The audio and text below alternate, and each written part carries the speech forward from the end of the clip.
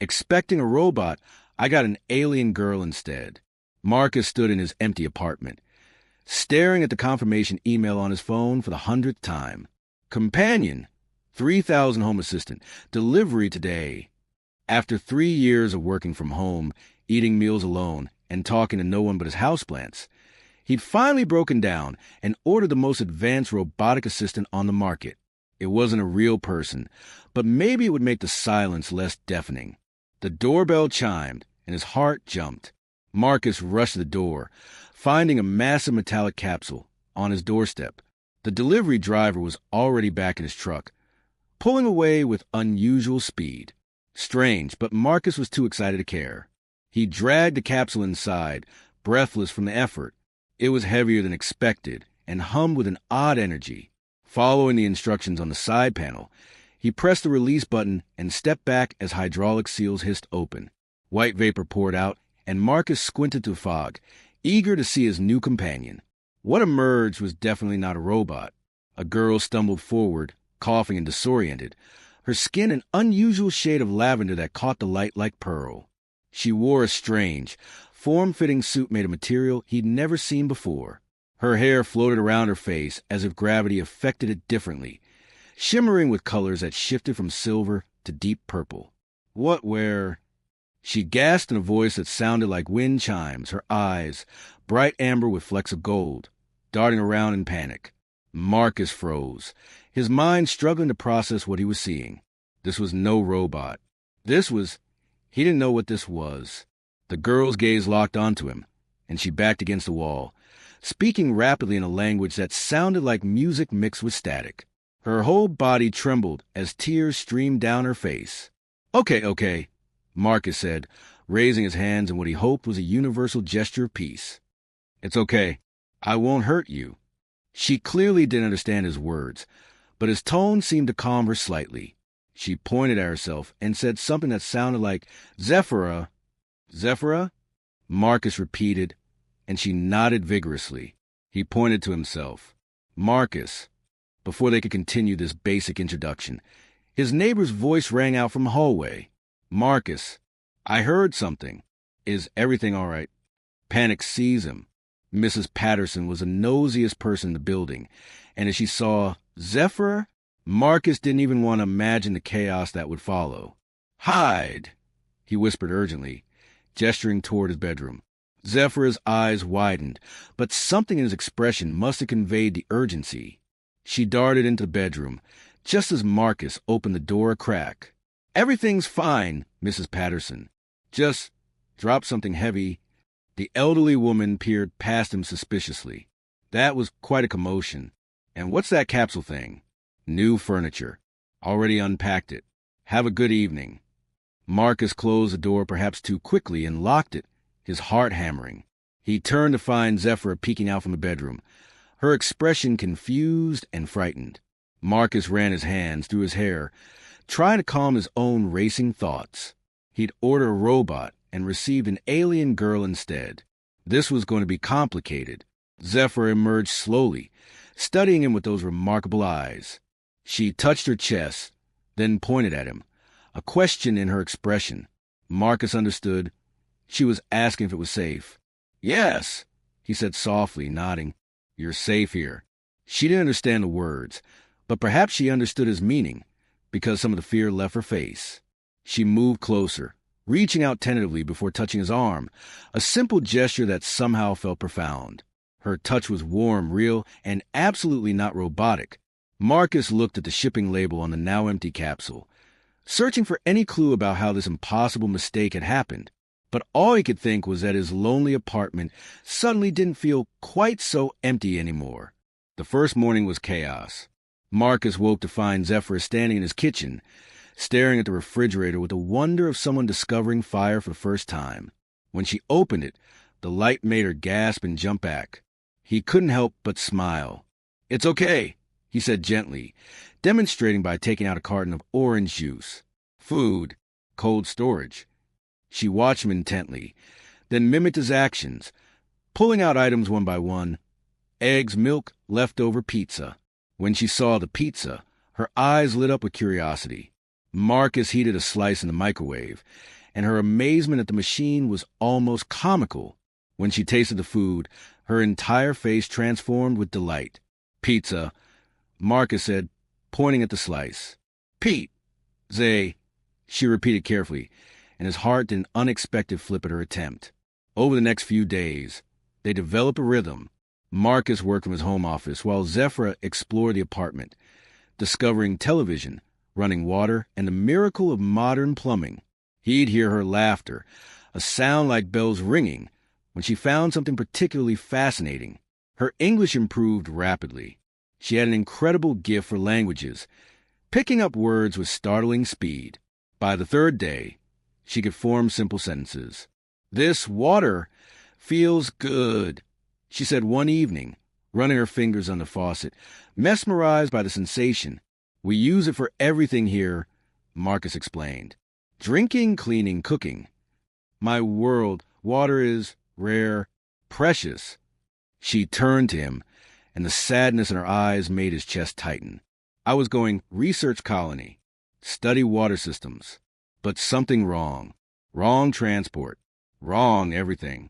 It was the most she'd shared about herself, and Marcus sat beside her at the kitchen table, giving her his full attention.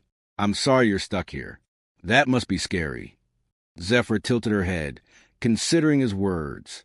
"Scared, yes, but also—" She struggled for the word, then placed her hand over her heart. "Marcus kind. Marcus make her feel less scared." The gesture was simple, but it made something shift inside him.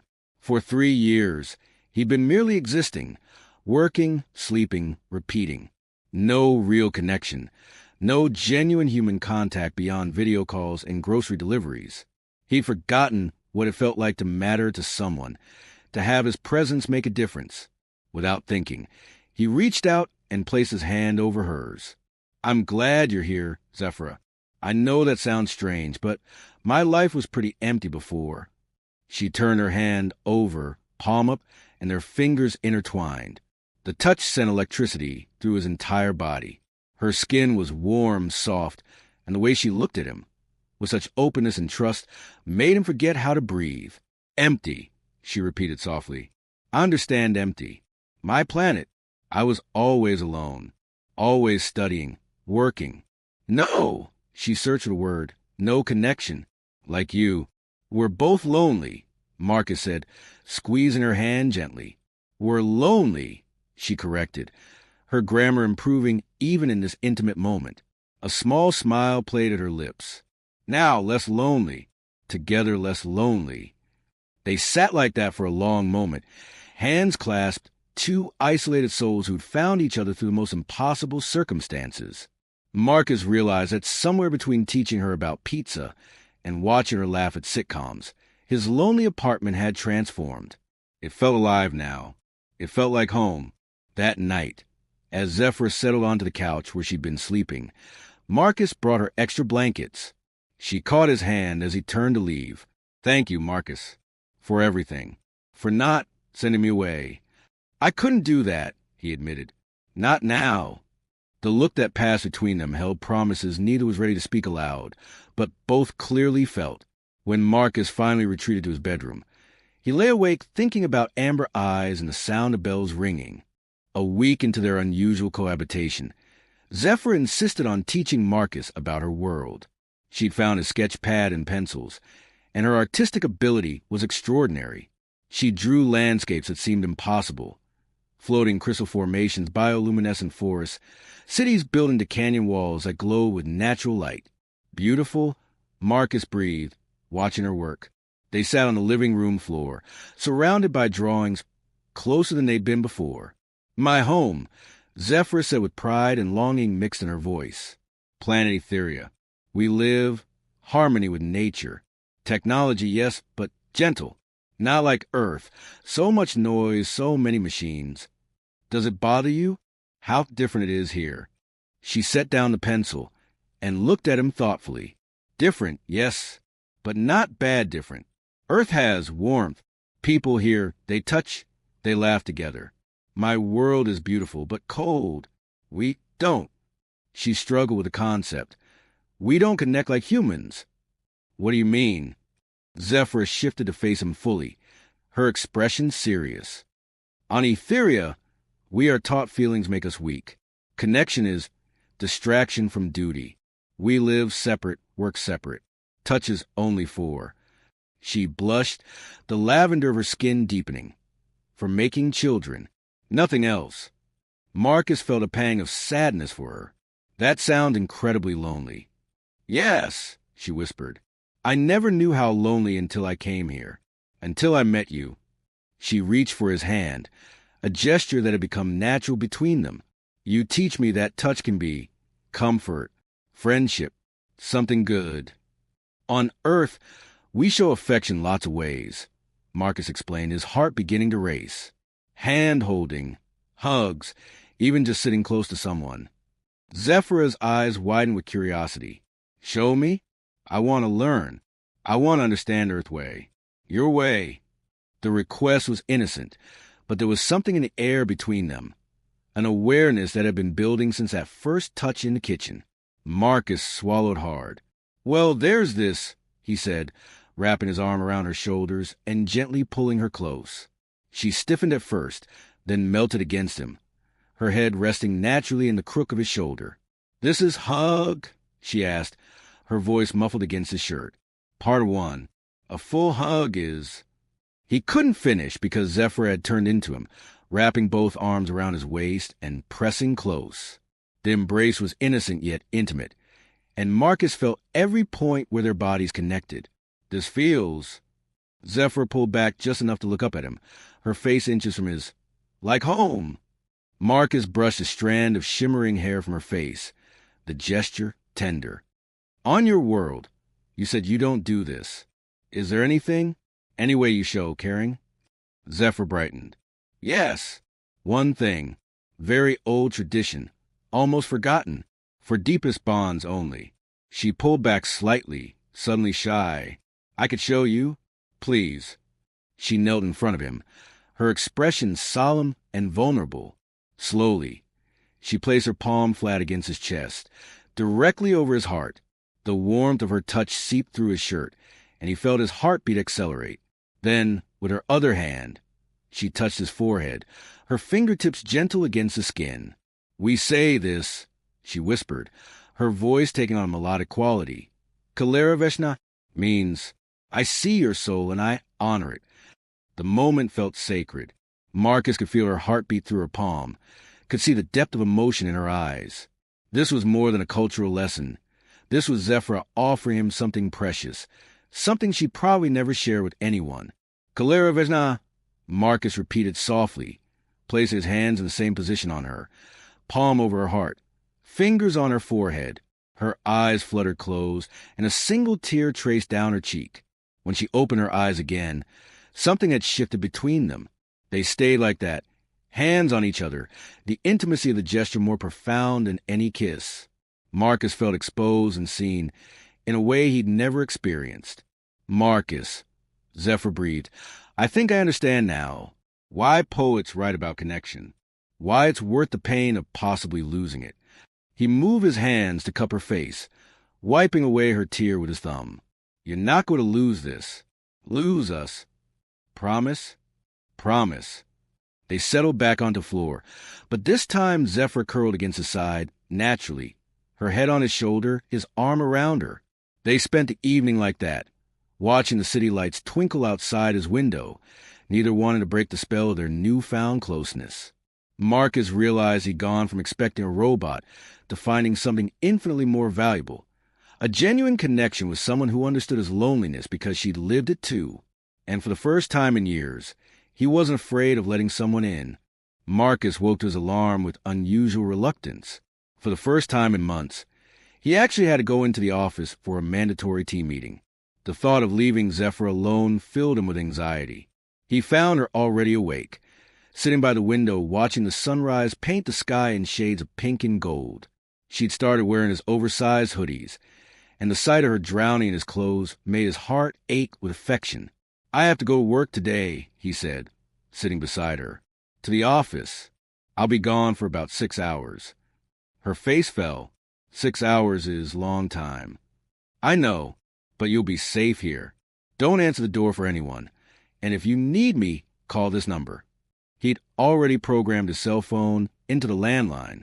Can you remember the rules? Zephyra nodded solemnly, repeating them back to him perfectly. Then she did something unexpected. She pressed her palm to his chest, their special gesture. Come back safe, Marcus. Always, he promised, covering her hand with his. The workday dragged endlessly. Marcus checked his phone compulsively, worried something might happen. His co-worker, Janet, noticed his distraction. You okay? You seem anxious. Just have someone at home I'm worried about. Janet's eyebrows rose with interest. Someone? Marcus Chin has a girlfriend? This I need to hear about. Marcus felt his face heat. It's complicated. The good ones always are, she said with a knowing smile. When Marcus finally made it home, fumbling with his keys in his eagerness, he opened the door to a scene of domestic disaster. Zephyra stood in the kitchen, covered in flour, surrounded by broken eggs, and what looked like the remains of several failed cooking attempts. She looked up at him with such apologetic, hopeful eyes that he couldn't help but laugh. I wanted to make you dinner, she said, her voice small, like you make for me. But earth cooking is difficult. Marcus surveyed the chaos. Burned pots, spilled ingredients, the smoke detector beeping weakly. Instead of being annoyed, he felt something warm bloom in his chest. She'd tried. For him. Come here, he said softly, and she shuffled over, leaving floury footprints. He gently wiped a smudge of flour from her cheek. This is the sweetest thing anyone's ever done for me. Really? Even though I ruined everything. Especially because you tried. He pulled her into a hug, flour and all. How about we clean up together? Then order that pizza you love. Her face lit up. Yes, I love Earth Pizza. They spent the next hour cleaning, laughing as they discovered more disasters. She'd somehow gotten cake batter on the ceiling. They worked side by side, and Marcus realized he'd never enjoyed cleaning before. But with Zephyra, even mundane tasks felt special. Later, they sat on the couch with pizza, covered in blankets as rain began to patter against the windows. Marcus had turned off most of the lights, and the city glow created an intimate atmosphere. Marcus, Zephyr said softly, setting down her slice. Today, when you were gone, I realized something. What's that? Before on Etheria, I counted time and duty completed, tasks finished, research milestones. She turned to face him, tucking her legs under her. Today, I counted time in minutes until you came back. I missed you. Is this normal? Marcus felt his breath catch. Very normal. I missed you too. All day, I couldn't stop thinking about you here. Alone, hoping you were okay. On my world, this feeling would be weakness. But it doesn't feel weak. It feels. She searched for the word, placing her hand over her heart. Like strength, like having something worth protecting. Unable to resist any longer, Marcus reached out and cupped her face. Zephyra, I need to tell you something. These past 2 weeks, you've changed everything. My whole life, I've been going through motions, keeping people at distance. But with you, I don't want distance. I want this, she whispered, closing the gap between them. She rested her forehead against his, their noses almost touching. I want this too. Want you. I know I'm not from your world, and you're not from mine, but we fit, she finished. 2 pieces from different puzzles, but somehow we fit. Marcus tilted his head, giving her every chance to pull away. Can I kiss you? I don't know how, she admitted, vulnerability clear in her voice. We don't kiss on Etheria, but I want to learn. With you, only you. He closed the distance slowly, giving her time to adjust. Their first kiss was gentle, tentative, a soft press of lips that sent electricity through his entire body.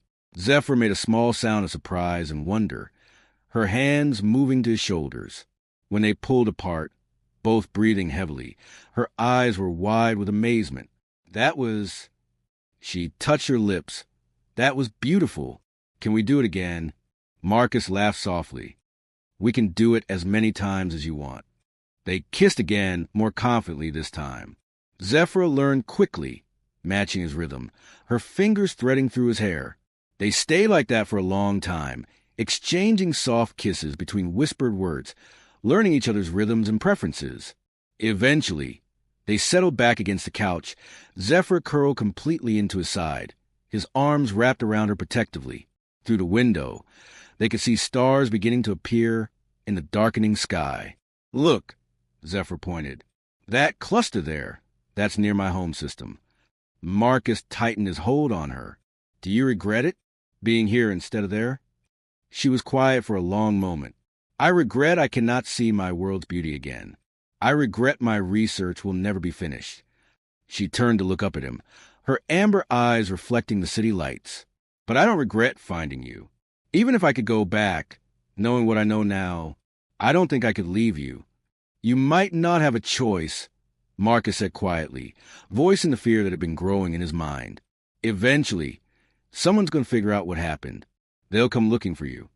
"Then we have now," Zephyr said firmly. "We have this moment, this night, these feelings. No one can take those away." She kissed him again, and Marcus tried to memorize everything. The way she fit perfectly against him, the sound of her contentment, the warmth of her touch. He'd ordered a robot to fill the emptiness, and instead received a miracle. Whatever came next, he knew one thing with absolute certainty. Zephyr had become his home, and he would fight to keep her.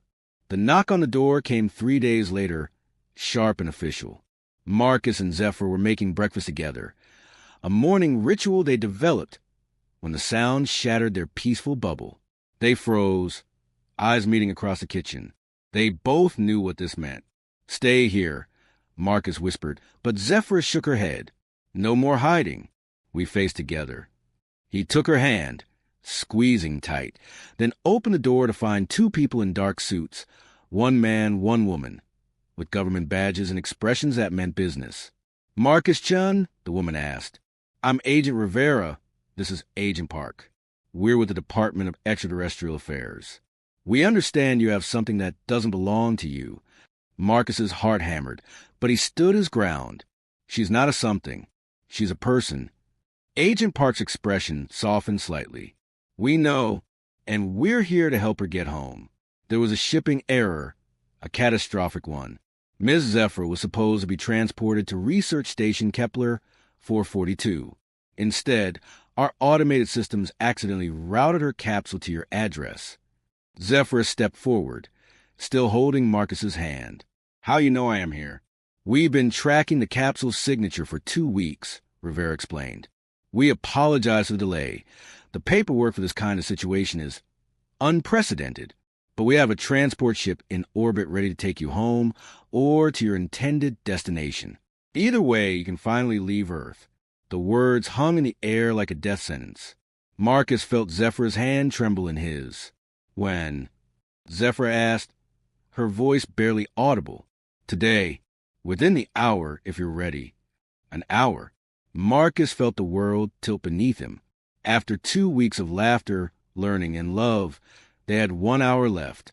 "Can we have a moment?" he managed to say. The agents nodded and stepped into the hallway. The second the door closed, Zephyr had turned to Marcus, tears streaming down her face. "I don't want to go," she sobbed, and he pulled her into his arms, his own eyes burning. "I don't want you to go either. But Zephyr, you have to think about this clearly. Your world, your research, everything you work for, it's all out there waiting for you." "I don't care about research," she cried into his chest. "I care about you. About this. About waking up and making breakfast together and learning newer things." And her voice broke. "And falling in love." Marcus pulled back to look at her, his hands framing her face. "You love me?" "Yes," she whispered. "I love you, Marcus. On my world, I was taught this feeling was weakness. But loving you is the strongest, bravest thing I have ever done." "I love you, too," he said, tears finally spilling over. "God, Zephyra, I love you so much. But I can't be selfish. If you stay, you'll be stuck on a planet that's not yours, with no guarantee of safety or acceptance. No way to go home. I can't ask you to give up everything for me. You're not asking. I'm choosing. She pressed her palm to his chest, their sacred gesture. Kalera Veshnam, Marcus. I see your soul, and I choose it. I choose you. I choose this life we're building. But your research... Earth has water problems, too. I can study here. I can make a difference here. She smiled through her tears. Besides, you need someone to teach you proper Etherean cooking. You burned everything yesterday. Because I was learning Earth cooking. Etherean cooking is completely different. Trust me. Despite everything, Marcus laughed, pulling her close. Are you absolutely sure? Once they leave, there might not be another chance. I have never been more sure of anything. She kissed him softly. Home isn't a planet, Marcus. Home is wherever you are. That's what you taught me. The knock came again, more insistent. Marcus opened the door, still holding Zephyr's hand. We've made our decision, Zephyr said, her voice steady despite her tears. I wish to stay on Earth. I request asylum. Agent Rivera's eyebrows rose. You understand what you're giving up? I understand what I'm gaining, Zephyr replied, squeezing Marcus's hand. I'm gaining love, purpose, a real home. That's worth everything. The agents exchanged glances. Agent Parkside, this is highly irregular. You'll need to go through extensive interviews, medical evaluations, and legal processes. It could take months, maybe years, to get you proper documentation.